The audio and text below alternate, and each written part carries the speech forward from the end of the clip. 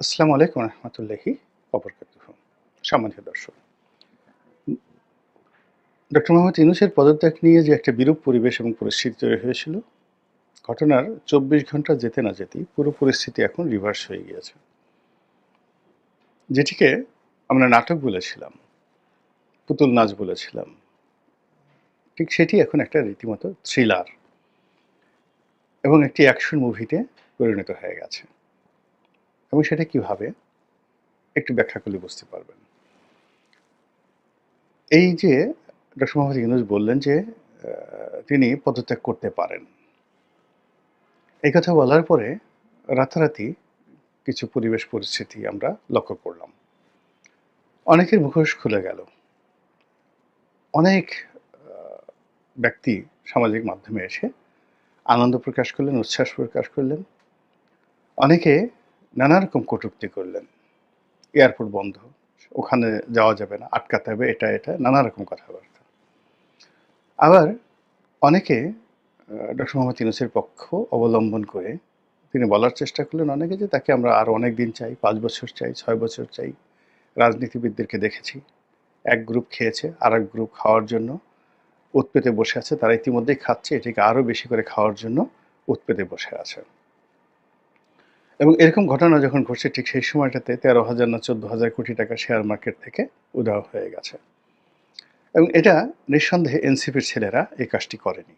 Share market থেকে এ যাবৎকালে এর আগে নাকি ৮০,০০০ কোটি টাকা গেছে, আবার গেল ১৩,০০০ না ১৫,০০০ কোটি টাকা। অলমোস্ট এই গত ৯ মাসে ১,০০,০০০ কোটি টাকা যে শেয়ার মার্কেট থেকে উধাও হয়ে গেল।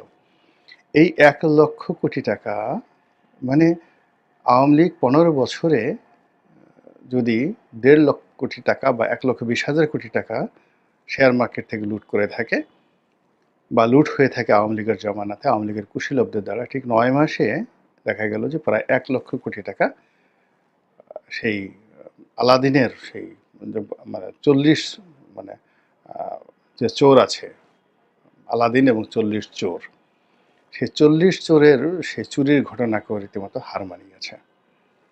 যেভাবে একজন উপদেষ্টার এপিএস ৩৫০ কোটি টাকা অল্প কয়েকদিনে লুটপাট করেছে, তো সেই অল্প কয়েকদিন লুটপাট করতে গিয়ে সবাই চিন্তা করেছে যে যদি শেখ হাসিনার সেই পিয়নের মতো ১৫ বছর সময় পেত, তো প্রায় ৯,০০০ কোটি টাকা সে লুটপাট করত। তো একইভাবে গত ৯ মাসে শেয়ার মার্কেট থেকে যদি ১,০০,০০০ কোটি টাকা চলে যায়, তাহলে ১৫ বছরে কতদিন চলে যাবে? এখন এই যে টাকাগুলো চলে গেছে, এই টাকাগুলো ডক্টর মোহাম্মদ ইউনূস, তার যারা লোকজন রয়েছেন, কিংবা তার যে রাজনৈতিক দল এনসিপি, তারা এই শেয়ার মার্কেট লুটপাটের সাথে জড়িত নয়। এবং এই শেয়ার মার্কেট লুটপাটের সঙ্গে আওয়ামী লীগের লোকজন জড়িত নয়, এখন নেই, তারা কেউ নেই। জামাত তো শেয়ার মার্কেট এই সমস্ত কাজেই যায় না, তাহলে কারা এই কাজটি করলো? এবং এগুলো নিয়ে পত্রপত্রিকায় কিন্তু সিরিজ অব রিপোর্ট আসছে। এই গেল এক। ২ নম্বর হলো যে সেনাপ্রধান জনাব ওয়াকারুজ্জামান, তাকে নিয়ে যারা খুব বড় স্বপ্ন দেখেছিলেন, আওয়ামী লীগের লোক, জামায়াতের লোক নয়, বিএনপির লোক, অনেকে কিন্তু তাকে নিয়ে খুব বড় স্বপ্ন দেখেছিলেন। তাদের স্বপ্ন রীতিমতো ভেঙে চুরে চুরমার হয়ে গেছে। এর কারণ হলো এই ঘটনার পর জনাব ওয়াকারুজ্জামানের পক্ষ থেকে যে কথা এসেছে সেটা হলো যে তিনি প্রথম দিন থেকেই সরকারকে সহযোগিতা করে আসছেন এবং সরকারের প্রতি তার এই সহযোগিতা অব্যাহত থাকবে। একেবারে স্পষ্ট ভাষায় তিনি সংক্ষেপে এই কথা বলে দিয়েছেন এবং তিনি কার্যত সরকারের প্রতি যাকে বলা হয় আনুগত্য দেখিয়েছেন। এবং এই আনুগত্য যেন আনুগত্য না, এই কারণ হলো তিনি এই যে দরবার আয়োজন করেছেন, এই দরবার আয়োজন করা, তার বক্তব্য দেওয়া ইত্যাদি নিয়ে সরকারের যারা সমর্থক, তারা জনাব ওয়াকারুজ্জামানের সমালোচনা করে তার ১৪ গোষ্ঠী উদ্ধার করেছেন। তিনি রাষ্ট্রদ্রোহ করেছেন, তিনি সরকারের বিরুদ্ধে করেছেন, তিনি সীমা অতিক্রম করেছেন, তিনি এই কাজ করতে পারেন না। তিনি গত ১৫ বছর কোথায় ছিলেন? তিনি তো কখনো ভারতীয় আধিপত্যবাদের বিরুদ্ধে কথা বলেননি। তিনি ভারতকে যে করিডোর দেয়া হয়েছে, তিনি বা তার যারা সহকর্মী রয়েছেন ব্রিগেডিয়াররা, তখন তারা কোথায় ছিলেন? কেন বলেননি? এখন আমেরিকার কথায় বা জাতিসংঘের কথায় যে মানবিক করিডোর দেওয়া হচ্ছে, এটা দেশের প্রয়োজনে, রোহিঙ্গাদের প্রয়োজনে, কৌশলগত কারণে দেওয়া দরকার এবং এখানে সিকিউরিটি লেভেল অর্থাৎ এখানে আমাদের জাতীয় নিরাপত্তার যে লেভেলটা রয়েছে এটা জনাব খলিলুর রহমান, ডক্টর মোহাম্মদ ইউনূস এবং সরকারের যারা কর্তা ব্যক্তি তারা আন্তর্জাতিক স্ট্যান্ডার্ড নিয়ে, অভিজ্ঞতা নিয়ে যেভাবে বোঝেন বাংলাদেশ সেনাবাহিনীতে এরকম কেউ নেই এই জিনিসটা বোঝার মতো, এইরকম একটা ন্যারেটিভ সরকারের পক্ষে যারা সমর্থক তারা কিন্তু তুলে ধরেছেন।